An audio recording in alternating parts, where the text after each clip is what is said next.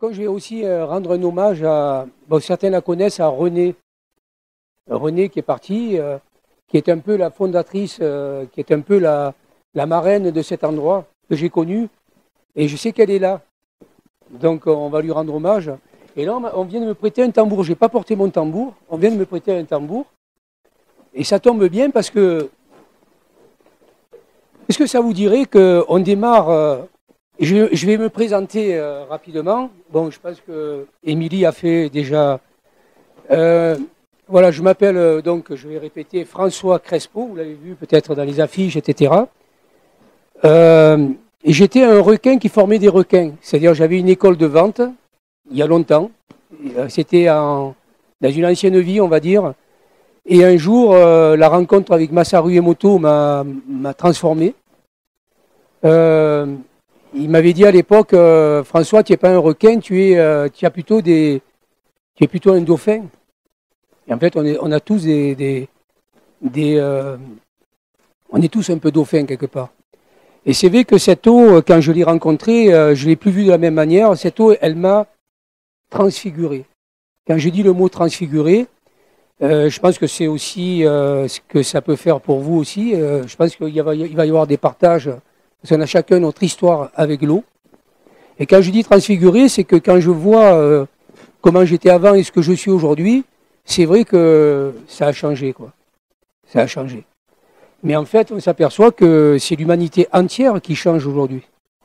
Et aujourd'hui, l'ivraie se sépare du blé. Il y a deux mondes. Il y a deux mondes, il y a un nouveau monde qui se met en place.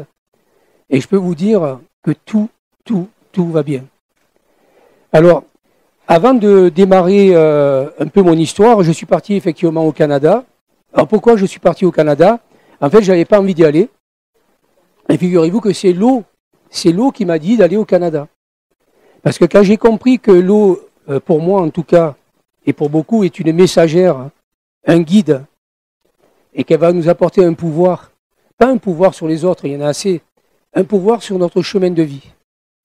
Donc, quand je faisais les conférences, au début, je racontais un petit peu ce que je faisais, mais je ne le faisais pas tous les jours et je me sentais mal, parce que je disais des choses à la conférence que je ne pratiquais pas.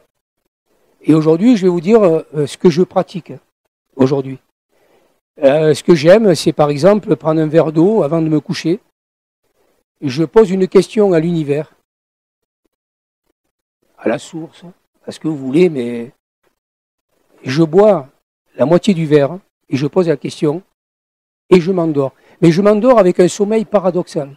C'est-à-dire j'éteins toutes les ondes électriques. Tout ce qui est électrique chez moi, je l'arrête. Je garde le frigo, le congélateur, voilà, pour des raisons utiles, mais je vais dans un sommeil paradoxal. Et le lendemain, au matin, je bois l'autre moitié du verre, et j'ai la réponse. La question que j'ai posée, j'ai la réponse claire. Et quand il fallait que je parte au Canada, pourquoi je suis parti au Canada? Parce que vous connaissez la phrase « Nul n'est prophète dans son pays ». D'accord? Je suis là depuis 2002. Comme j'ai fait peut-être un peu n'importe quoi à l'époque, bon, c'était François. Mais au Canada, par contre, j'ai été reconnu comme un messager de l'eau. La dernière conférence, c'était 450 personnes à Montréal. Mais je dirais qu'on est tous des messagers de l'eau. Tous, autant qu'on est. Toi aussi, Josiane, tu es une messagère de l'eau. Comment? Yolande, excusez-moi. On se connaît quand même depuis longtemps et je sais que tu es passionné de l'eau. Et c'est vrai, comme on n'est pas nombreux aujourd'hui, parce qu'il y en a beaucoup qui sont à la manif à Carcassonne, et tant mieux, quelque part, ça bouge. Mais on va avoir un partage aussi. On va profiter, enfin, j'aime pas le mot profiter, mais on va prendre l'occasion de faire un partage entre nous, parce que chacun a son histoire avec nous. Alors pour démarrer, pour rendre hommage à René, au Canada, j'ai visité des nations amérindiennes, Et j'ai appris des chants qui guérissent le corps émotionnel et qui nous permettent de nous charger en énergie. Et comme là on est nombreux, on va tous chanter ensemble. Il n'y a pas de hasard. Vous êtes venus avec un tambour, merci. Donc je vais jouer un peu de tambour et on va tous chanter. Et on va mettre ce chant ici. Vous voyez, il y a une bonbonne avec de l'eau. Et cette eau, vous savez, un cluster d'eau, ça a 1 gigaoctet de mémoire. Ça a été mesuré par le professeur Marc-Henri. Un verre d'eau, imaginez un verre d'eau, ce que ça représente. Sachant que l'ADN, c'est 1 gigaoctet. Donc là, cette eau, elle va enregistrer notre énergie, ce que nous sommes, notre conscience. Donc si on met de l'amour, et dans le chant que je vais choisir un chant, est-ce que vous connaissez je vais pas dire les Inuits, mais les Inuits, la nation des Inuits. C'est à Wendake, c'est près de la ville de Québec. Il y a Marcel qui est un homme médecine. Et ce chant est merveilleux, il est très facile à chanter. Donc je vais laisser le micro et je vais chanter et vous allez me suivre si vous le désirez. Mais sachez que cette eau, nous allons la boire aussi. Parce qu'on va passer à l'action. On a porté des verres, on a assez d'eau pour tout le monde. Mais avant de la boire, on va la vortexer. Vortexer, parce qu'on va parler du vortex. C'est un rapport avec l'univers, avec l'eau et l'univers. Alors pourquoi l'eau et l'univers? Pourquoi cette conférence, l'eau et l'univers? Mais figurez-vous que je ne sais pas pourquoi. La dernière conférence, c'était l'eau, les pouvoirs de l'eau. C'était merveilleuse au Dojo à Esperaza. Avant, il y avait l'eau, ce miracle oublié. Mais c'est venu. Et je fais confiance, j'ai dit, waouh, on va avoir des informations. Et je vais vivre ces informations parce que figurez-vous qu'avant de faire une conférence, c'est l'eau qui va faire la conférence. C'est elle qui va faire la conférence. C'est pour ça qu'il ne faut pas être conférencier. Je ne suis pas conférencier du tout. Voilà. Et on va parler de l'eau et l'univers. Alors, la surprise, voilà. Sachant que j'en ai fait une partie au dojo, mais il n'y avait pas beaucoup de personnes, c'est le jour vous savez, des vélos. Voilà, il y en a beaucoup, mais c'était génial. C'était génial parce qu'on n'était pas nombreux. Il y en a qui ont réussi à passer à travers. Et en fait, c'était génial parce qu'on a eu une super découverte et partage de la conférence. Alors, on va commencer à chanter et je vais rendre hommage, je répète, à René qui nous permet d'être ici. Parce que ce lieu a un rapport avec elle, puisque c'est elle qui était un peu je répète, la marraine. Et tu te rappelles, Émilie, on avait fait un soin tous ensemble à René avant qu'elle parte. Ouais, et puis ça a été... c'était toute la salle qui... Voilà. Alors, je ne sais pas si ça s'arrête. Je le laisse comme ça, le micro ou... Voilà.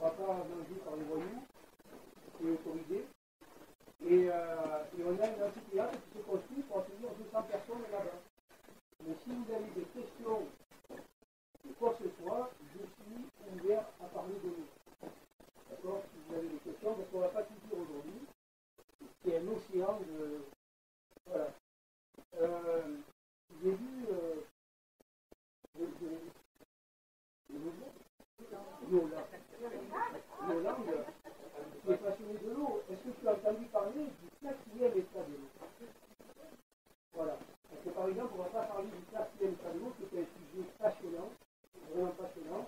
Vous avez Gérard Paula, donc sur YouTube, Gérard Paula, sur YouTube. Vous pouvez, si vous n'avez pas de quoi noter, de toute façon, vous m'appelez, et servez-vous d'Internet. Il y a des conférences, il y a des tas, et là on parle du quatrième tableau. Je ne vais pas rentrer là-dedans aujourd'hui parce que je ne sortirai pas, mais c'est passionnant. Vous avez l'eau liquide, vous avez la vapeur d'eau, vous avez l'eau bien sûr, la glace, et vous avez encore un quatrième tableau. Ça on le sait depuis 2019. 2019. Et vous avez le professeur Marc-Henri qui parle de cet état, qui parle de l'eau morphogénique. C'est intéressant pour ceux qui veulent en savoir un peu plus. C'est pas qu'on l'a découverte, elle a toujours existé cette eau. Et on découvre aujourd'hui, c'est un peu comme la mémoire de l'eau. On ne va pas parler non plus de la mémoire de l'eau, parce que tout le monde est des massacres de moto, tout le monde. Voilà. C'est bien. Voilà. Alors.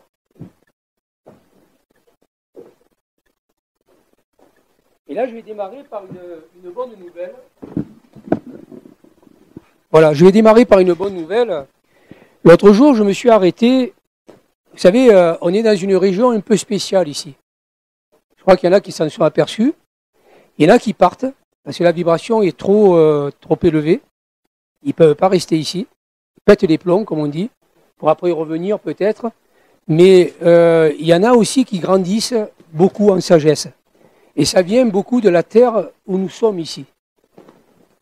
On a un corps physique que vous connaissez, hein, vous avez le corps physique, le corps éthérique, le corps mental, le corps émotionnel. Mais le corps éthérique il est là pour prendre l'environnement en fait. Il prend des informations de l'environnement. Et ici à Rennes-le-Château, à Bugarache, la Fontaine des Amours, ici, dans ce lieu, on va puiser de cette sagesse, de cette mémoire. Et l'autre jour, je me suis arrêté à Puyvert. C'était il n'y a pas longtemps, c'était il y a à peu près 10 jours. Et je suis resté scotché devant un champ de blé. Et j'ai eu comme une... Vous savez, quand il y a des informations qui arrivent, et quand j'ai vu ce champ de blé, je me suis senti dans une paix profonde, mais très profonde. Quand j'ai vu ce champ de blé,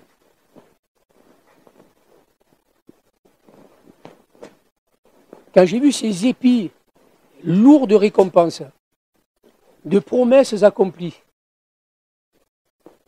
de merveilles, je me suis dit, là, il n'y a pas de petitesse, il n'y a pas de médiocrité, il y a de l'amour, il n'y a pas de corruption. Et je me suis dit, mais ce grain de blé, j'ai pensé à cette main d'amour qu'il a plantée en novembre. Cette main d'amour qui a planté ce grain de blé, qui a su croire, qui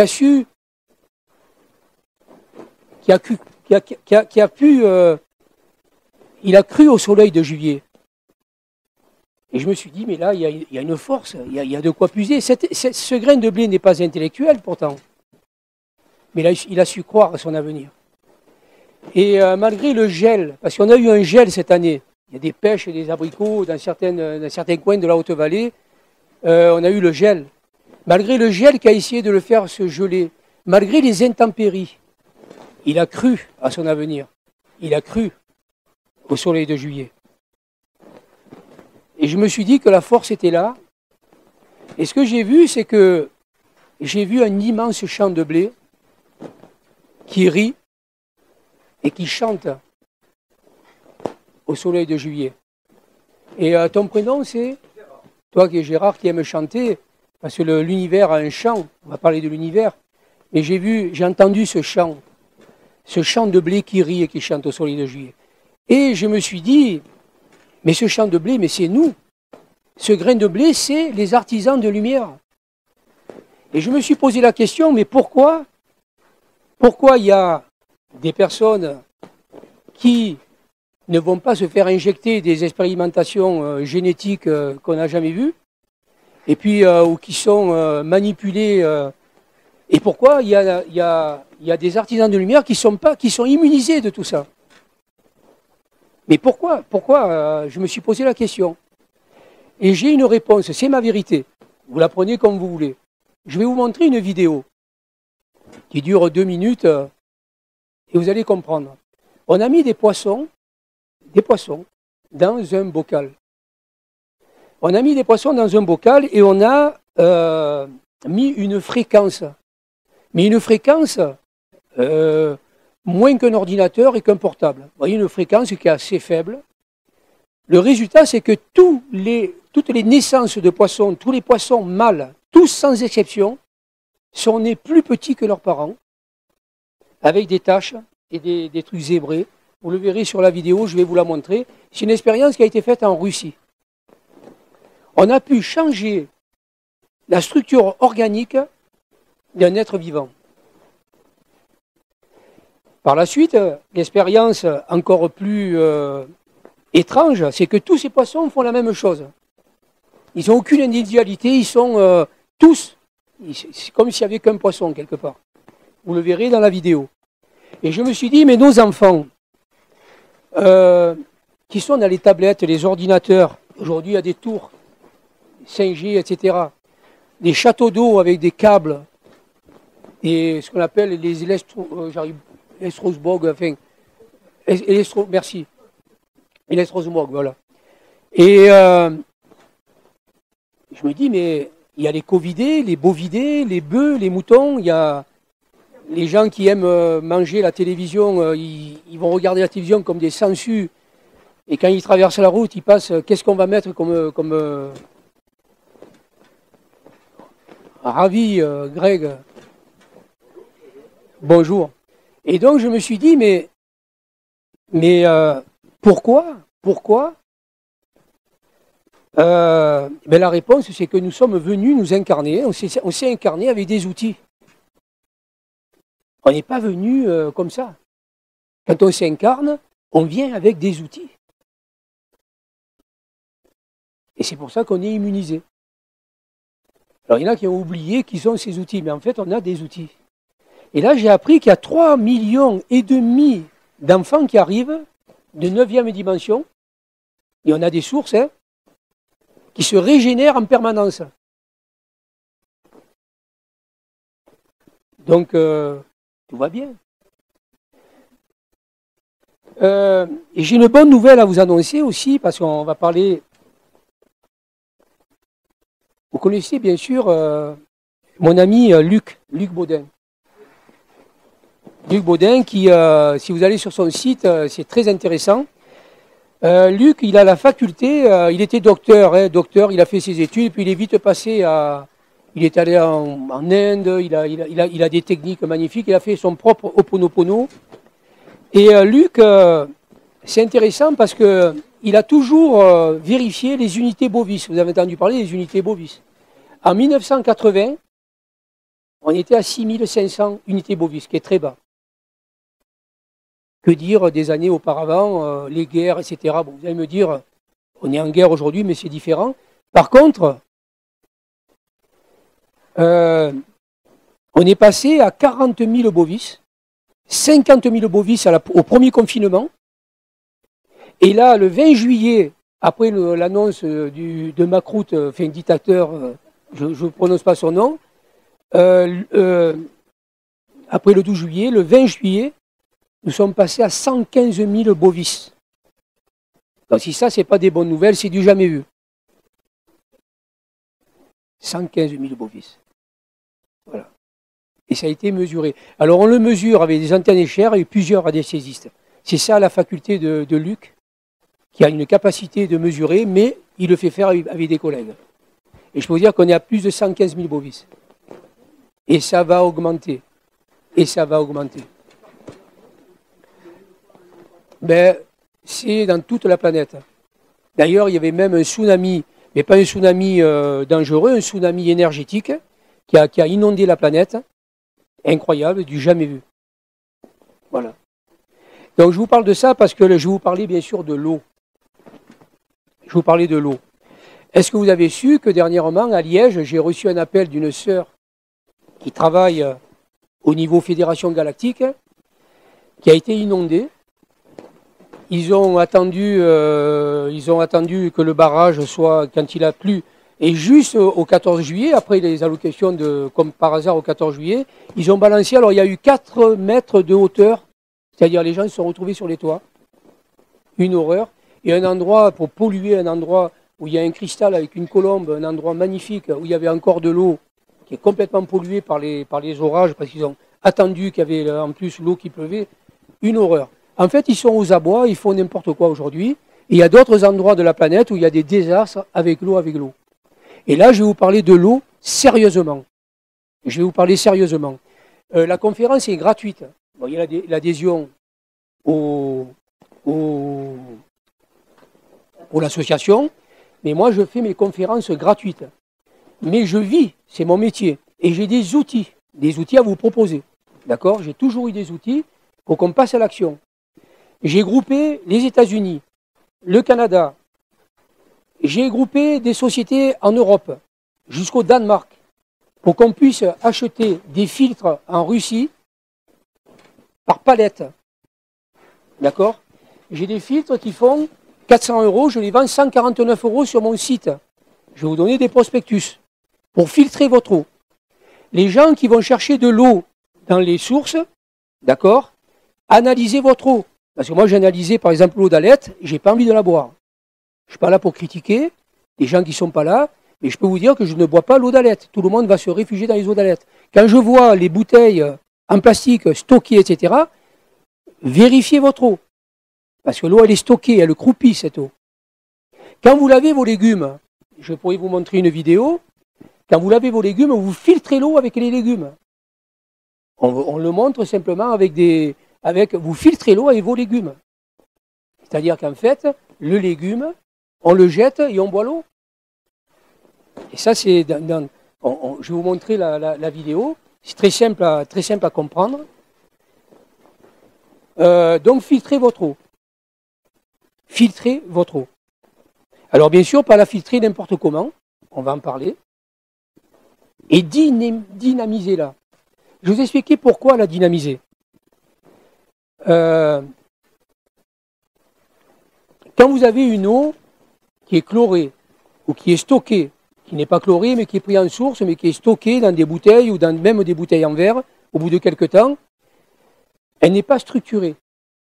On va le voir, on va mettre quelques vidéos des professeurs, vraiment des professeurs quantiques qui en parlent. L'eau croupit au bout d'un certain temps. Elle perd son potentiel zeta, son potentiel électrique. On appelle ça le potentiel zeta, le potentiel électrique. Donc ça veut dire que si vous mettez un poisson dans une eau qui est croupie, ben, il ne va pas aller loin. Si vous mettez une eau dans une eau qui est vortexée, le poisson il va faire un bond. D'accord? Donc nous sommes constitués de quoi? Nous sommes constitués d'eau. D'accord?